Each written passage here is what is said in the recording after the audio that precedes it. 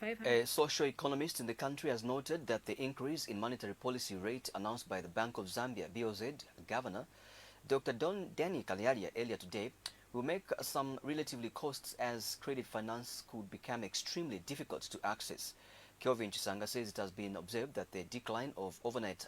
lending rates which took place, particularly in this quarter around October, coupled with many other factors such as inflation on target,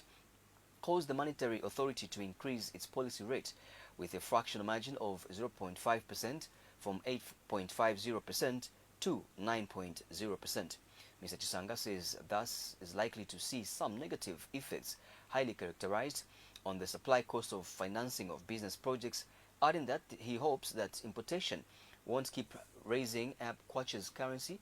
output performance further, which might leave out the SME sector to start seeing decline in economic activities. He says the increase in monetary rates will actually slow down some economic growth recorded so far, and this will further reduce social sector development projects, especially aligned with Budget 2022, as it will now poised to increase on the cost of both doing business and costs associated with borrowing. What we are basically seeing is that there has been an expansion of monetary policy rate, which in any case now will be able to trigger some of the key fundamentals in the economy. And if you look at the matrix that normally happens when it comes to a level where we have an upsurge or rather an adjustment upward in the monetary policy rate, it goes with now the issue to do with credit supply in the market, which entails to say that there will be seemingly some small changes that will take place in the market, where we will find that there will be some bit of implication in terms of cost value on the cost of contracting loans, or cost of contracting some bit of credit for the small businesses. And also it has also worked against most of the projection that we have actually been having,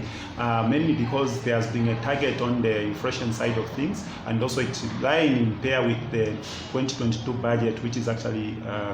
a key fundamental part with the monetary authority of the nation. But again, also it's just something that we could not expect to see, because we are expecting to see the maintenance of 8.5% of the policy rate, looking at the number of fundamentals that we have actually been recording positively in the economy, especially in the third quarter of this year. And also we've seen that